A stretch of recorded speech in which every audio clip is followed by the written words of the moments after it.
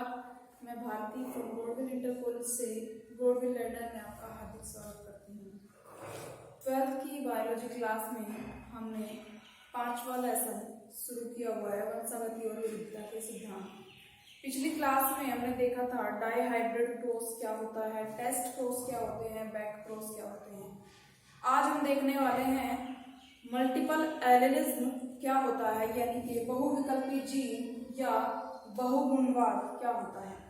चलिए देखते हैं बहुविकल्पी जीन का क्या मतलब है।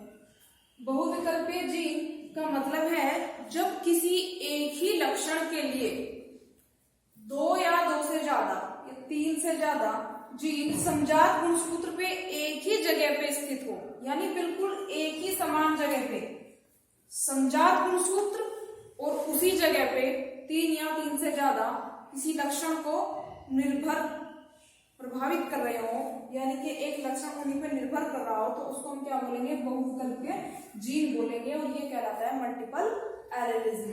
समझ गए होंगे आप। किसी लक्षण के लिए जब 3 या 3 से ज्यादा जीन समजात गुणसूत्र पर एक ही जगह स्थित होते हैं तो उसको हम बोलते हैं बहुविकल्पीय जीन, यानी कि मल्टीपल एलिज्म। और इसका एग्जाम्पल क्या हो सकता है? इसका एग्जाम्पल हो सकता है मनुष्य में रुधिर वर्गों की वंशावली, यानी कि हमारे जो होते हैं ABO ब्लड ग्रुप, यही इसका क्या होगा, एग्जाम्पल होगा। ABO के लिए क्या होता है, 3 जीन होते हैं। इन जीन की वंशावली 3 लक्षणों पर के जीन पर निर्भर करती है, A, B और O पर। अब जो हमारी आरबीसी होती है वहां पे कुछ एंटीजन्स होते हैं। क्या होते हैं? एंटीजन्स होते हैं, जैसे कि A एंटीजन और B एंटीजन। ये 2 एंटीजन होते हैं। इसी के आधार पर हमारा क्या होगा, ब्लड ग्रुप का जीनोटाइप निर्धारित होगा।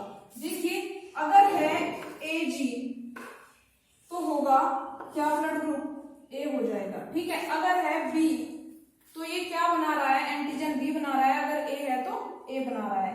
अगर यहाँ पे 0 O लिखा हुआ है तो इसका मतलब है यहाँ पर कोई भी एंटीजन नहीं बनेगा। अगर A जीन है तो एंटीजन A बनाएगा, और अगर B जीन है तो एंटीजन B बनाएगा।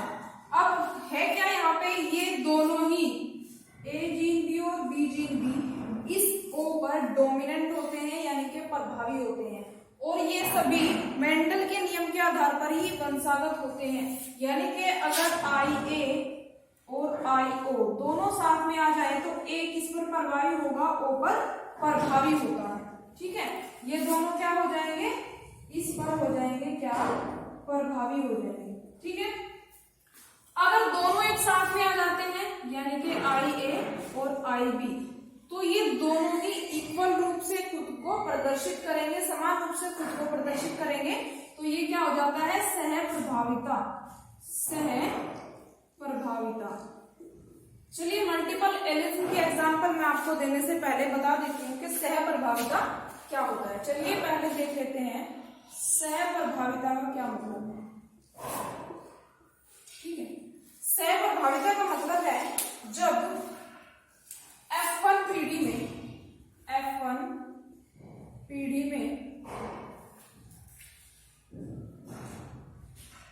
जब F1 पीढ़ी में क्या होगा, जो कैरेक्टर होगा, दोनों ही एलील क्या करेंगे, दोनों एलील खुद को समान रूप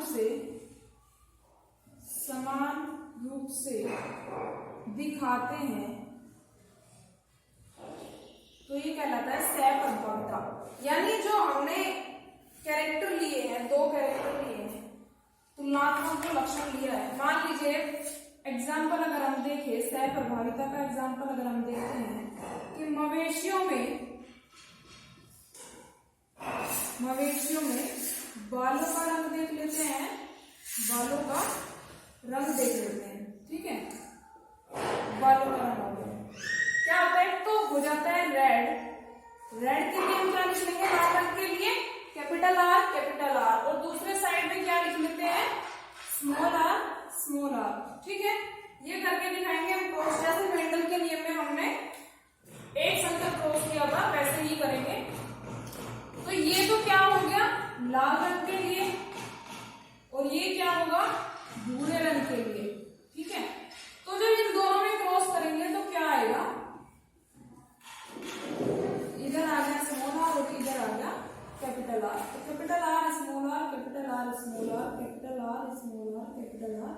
स्मॉल आर।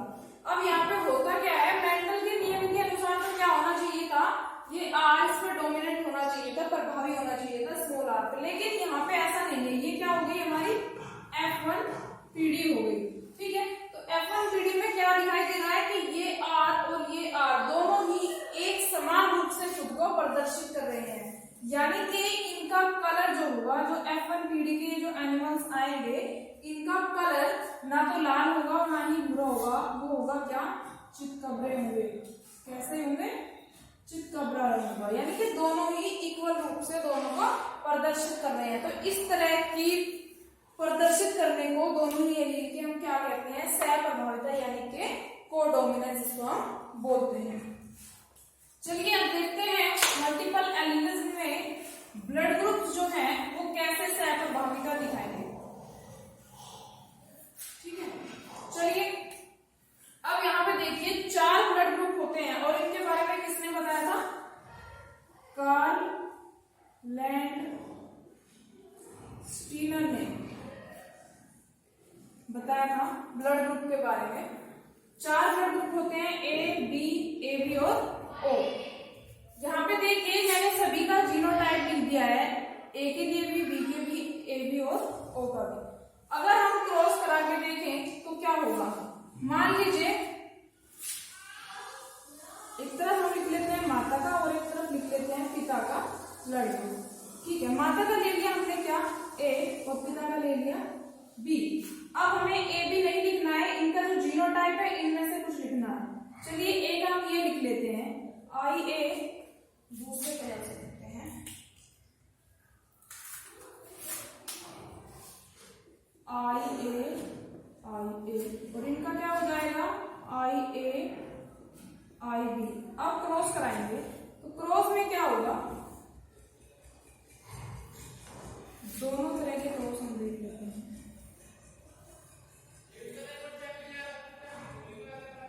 आई ए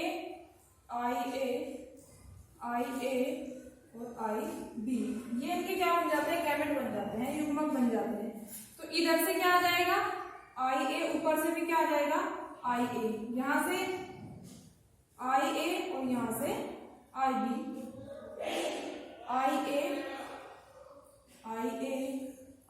और आई बी। अब यहाँ पे देखिए आधे हिस्से में तो ब्लड ग्रुप ए दिखाई दे रहा है और आधे हिस्से में ए बी दिखाई दे रहा है, क्योंकि यहाँ पे ए जीन भी है और बी जीन भी है, तो दोनों इक्वली दिखाएंगे एक दूसरे को, तो ये ब्लड ग्रुप हो जाएगा बी, ए बी, और ये हो जाएगा ए। तो क्या हो जाएगा, 50% तो ब्लड ग्रुप आ रहा है ए और 50% का आ रहा है ए बी, ठीक है।